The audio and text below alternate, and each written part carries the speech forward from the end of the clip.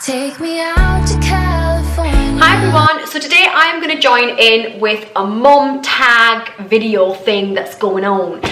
This is via Emily Norris, who is a friend of mine via Channel Mum. So she's a Channel Mum vlogger, I am also a Channel Mum vlogger, and she's done this mum tag thing where you answer some questions, and she's already done this, so I will link Emily's video below. I also want to say that those of you who aren't familiar with Channel Mum, it's a really great space. There's a website for Channel Mum, there's also a YouTube channel, and the website has just had a facelift. It's been made really user friendly, so if you go on there and you scroll through it, usually we'll be doing it on our phone, so it's been made really easy to use on our phones, and you can find videos on everything to do with parents, being a parent, motherhood, fatherhood, and it's really broken down into specific areas. So let's say you have a toddler who you're trying to potty train, there will be a section on that.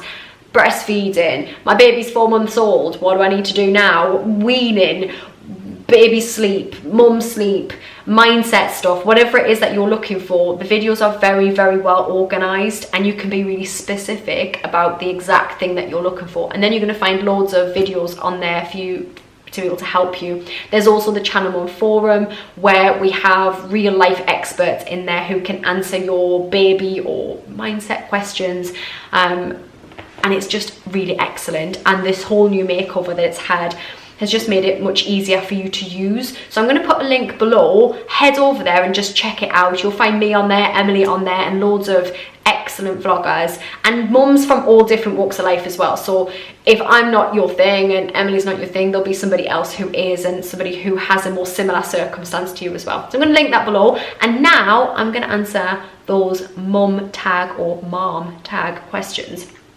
Number one is, what is my favorite mum hack? Okay, I would say my favorite mum hack is teaching your children to be self-reliant. So I taught my girls how to do their own breakfast, put their own breakfast cereal out, pour the milk on the breakfast, get the spoons really early on, like really young, where they could reach into the fridge.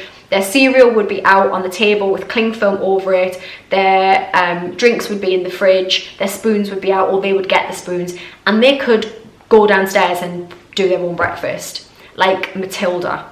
They could do that, and some people would see that as, oh my gosh, you terrible mum. You are foolish, because that's not true. I'm trying to teach my children to be self-reliant. So I think it's really important to teach your children that. Excuse me. That is my mum hack. Teach your children how to do their own, even if it's just putting their own breakfast cereal out. You put the milk in the fridge the night before that they can reach, and they can come and pour their own milk on their cereal. You will thank me for this, I promise. Number two, my most embarrassing mum moment. Okay, I've got a good one for this. So when Brooke first started the school that she's at, it was not long after her dad died. Sad story, obviously that's not the funny bit of this story. So it was really important for me for her to feel settled. Now I actually was living at my mother-in-law's when we first, because we were doing up my house here, and this house is near the school. My mother-in-law's is another 10 minutes down the road, not far. So I got a call, it was the middle of the day, and I decided to have a bath, relax, you know, so I get in the bath, relax, hair in, thinking wash my hair. I've got a good hour before I gotta be at school, and then the phone rang, and I ignored it the first time. The phone rang again, didn't know the number, and I thought, I better answer this. Answered the phone. Actually, I thought it was a journalist that I didn't want to speak to yet about a story that was in the paper, so I ignored it. And then the second time I answered it, and it was the school saying that Brooke was getting an award in assembly, and did I know about it? Like, I don't want to be there, she was going to be in assembly. And I was like, okay, so when's that? And they were like, yeah, now.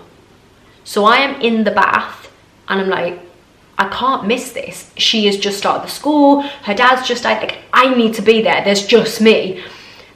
So she said to me, right, we'll try and make sure that Brooke's on at the very end. I'm like, okay. Got out of the bath, half dried, got clothes on, no bra on, no knickers on, just joggers, just a jogger suit on, okay? My hair is drenched. I'm rinsing out. I legged it to the car. I got in the car. I definitely stuck to the speed limit the whole way. Got there.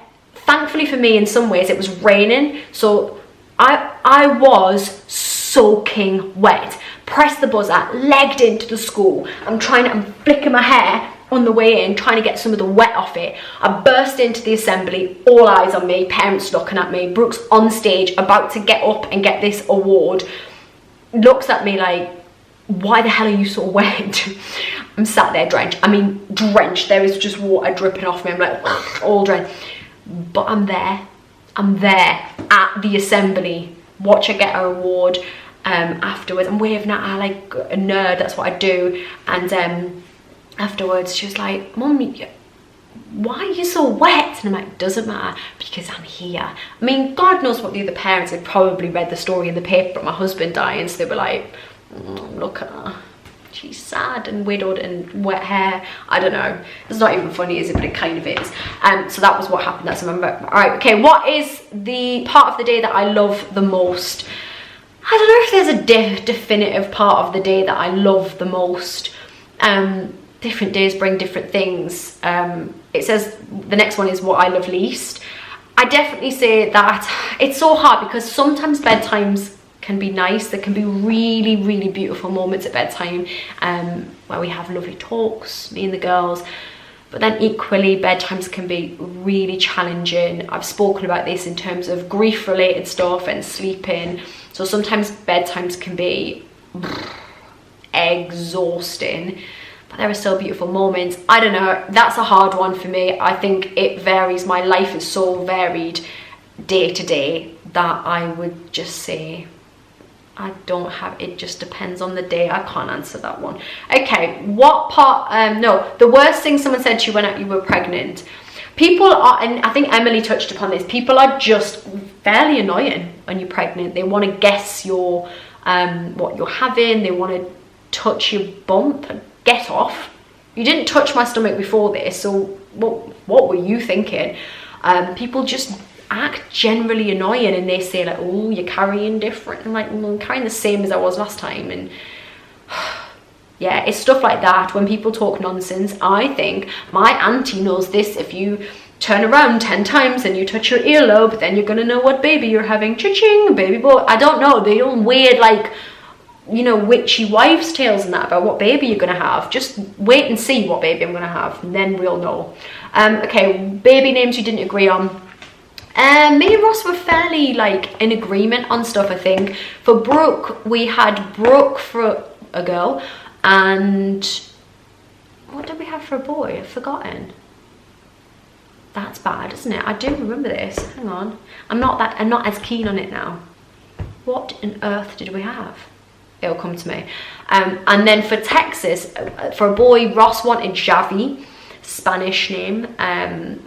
And I wasn't that fussed either way with it. I kind of thought I was gonna have a girl, which is weird. I just thought, and I wanted Texas. And me and Ross were like, okay, well, whatever. He'll say Javi, I'll say Texas, whatever we get. And I was fine with both. We didn't really disagree on anything. There wasn't like a name where I was like, oh, I really want that, and Ross hated it. It wasn't really like that, so no, that wasn't really a big thing. Did you co-sleep? Absolutely not.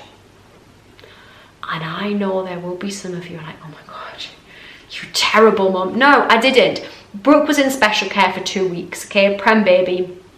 When she came out, she was in actually a very good routine of 4 hourly. She was sleeping out for 4 hours at least in the day, much longer when she was first born. And when we put, oh my god, some people are going to like lynch me, but I don't care because my children are so loved. When she came into our room, she was in our room for like, forget co-sleeping. I mean, she went into her own bedroom straight away. We had the monitor on. The bedroom was quite close to us though. She just went into her own bedroom straight away, and I got up and I checked on her and I did all the normal good mum stuff. With Texas, it was slightly different because we had Brooke and we didn't want to wake Brooke. So for the first 2 weeks, one of us slept downstairs. Mostly me, but one of us slept on a mattress downstairs to just get Brooke used to having and then she was in the cot next to me. So it wasn't co-sleeping, but we kind of had her around. But both of them went into their rooms on their own really quickly.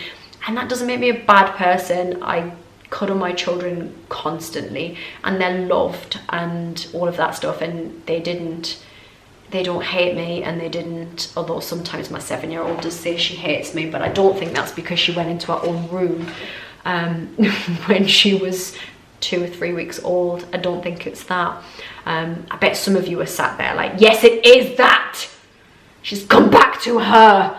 But no, I didn't cause sleep. I don't judge what parents do either way. You do your thing, you do you. Something you bought but never used, probably loads of things, but one of the things I didn't even buy it, but I was given it with all good intentions. It was a bread maker, and I don't know who I thought I was, but I thought I was going to enjoy that. I've never, ever, ever made bread in the bread maker.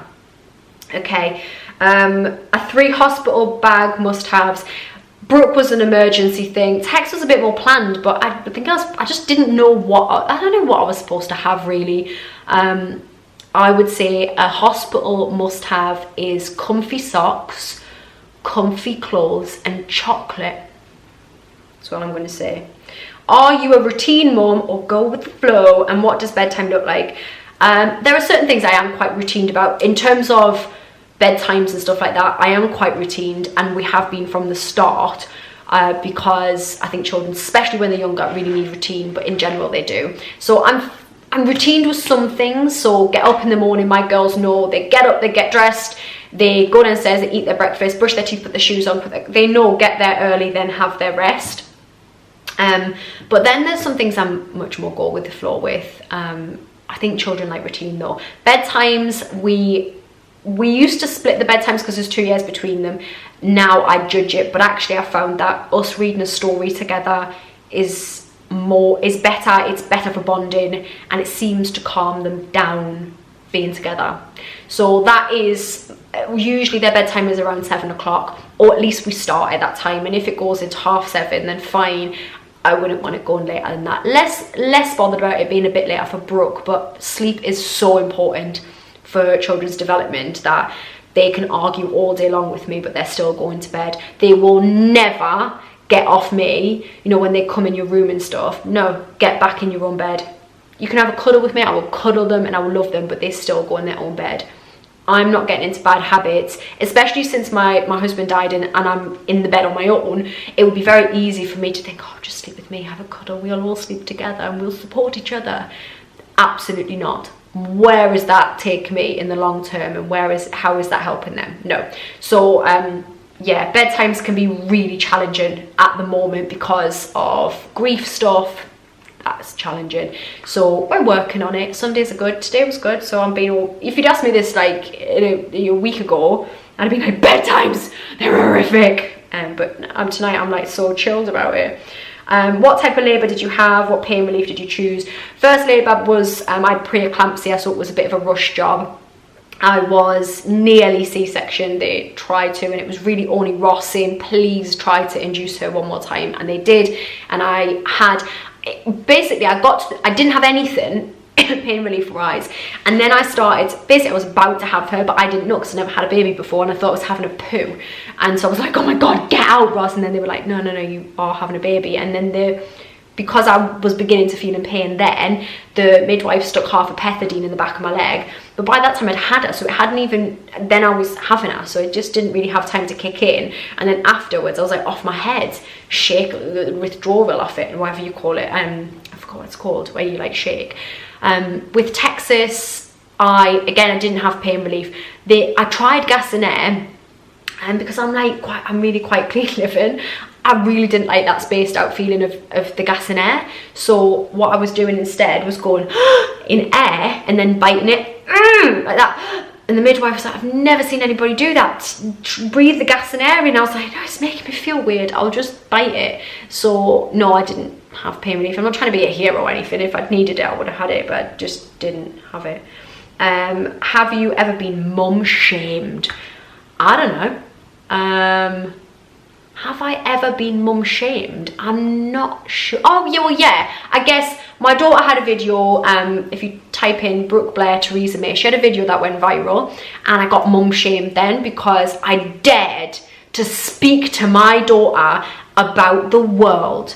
And she's talking about homelessness, but because she mentioned Theresa May, the current Prime Minister in the UK, and because I am left-leaning in my politics, people were like, oh, this lefty, she doesn't let her children have fun, she just makes her recite all the politicians from the 70s to now, and she just makes her talk about politics. And it was like, no. My daughter asked why people are homeless, and I talked to her about it, and she said, is the Queen in charge? And I said, no, actually we have a prime minister. And because I talked about my children and I didn't just feed them sugar and stick them in front of the telly, people got all weird and tried to shame me and said I was a bad mom and that I was indoctrinating my children with education. Oh, so sue me. Yeah, so I guess that was mum shame. That was like on a horrific level though, so that was pretty bad.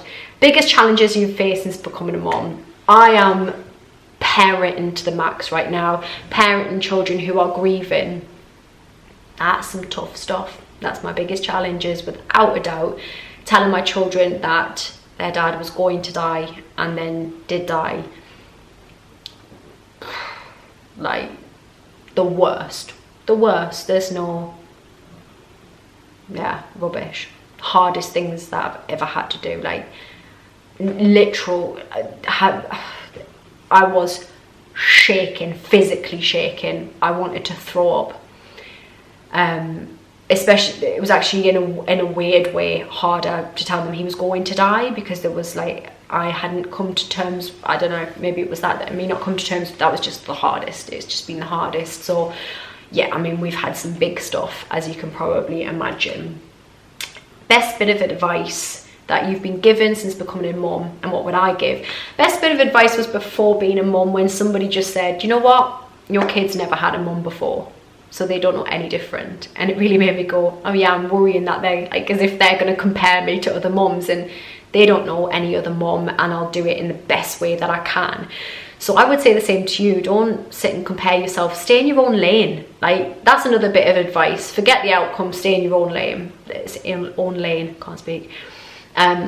Just don't preoccupy yourself on how somebody else is doing it, because you will parent in your own way and your kids only know you. End of story. Who's your mum crush, and who do I tag? Oh, I can't think of tags. I'll just tag them below this, who I'm going to tag in this.